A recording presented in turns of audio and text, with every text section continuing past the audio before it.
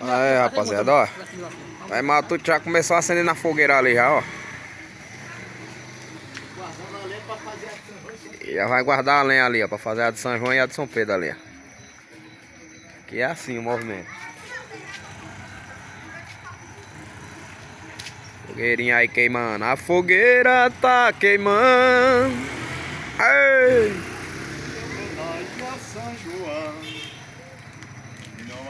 E o forró já começou. Bora, vai Matuto, arrasta pé nesse salão.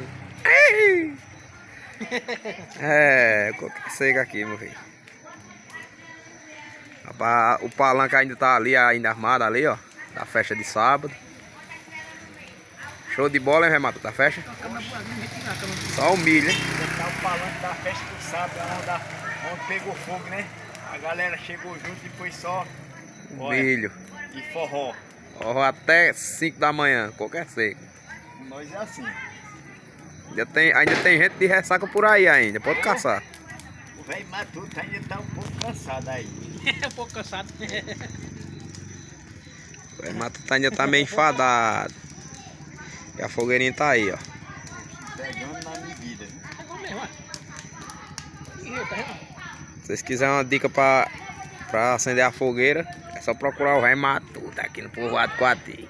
E o perigoso também, né? Olha o perigoso. Vamos testar Olha ele, aqui, olha ele, olha ele. aprovada. Olha ele aí, ó.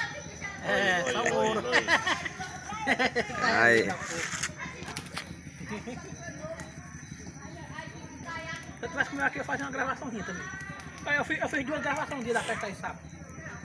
Eu fiz 2 gravações, né? Eu fiz uma com o Maurício e uma com o Rodolfo. A primeira fogueira acesa foi a do velho Matuto. Deixa eu ver se tem mais uma pra ali. Tem não. Tem não. É porque hoje é dia de Santo Antônio, né? Agora é só E de Antônio aqui nessa rua só tem o velho Matuto e Moreira. Tem 2 Antônio aqui, ó. Mas tem outro ali. Tem outro aqui, tem outro lado. Ele tá comemorando lá na casa do pai dele, a fogueira é lá. Tem 3, tem Mas 3. tem 3 Antônio aqui na rua do velho Matuto. Isso aí, rapaziada. Aí. Fogueirinha aí. Daqui a pouco faz brasa passar a espiga de milho. Ô, tempo bom. Ô, tempo bom que o velho Matuto gostava há seus 70 anos atrás, quando eu era criança. Era bom demais. Mas hoje o velho Matuto fica só na lembrança.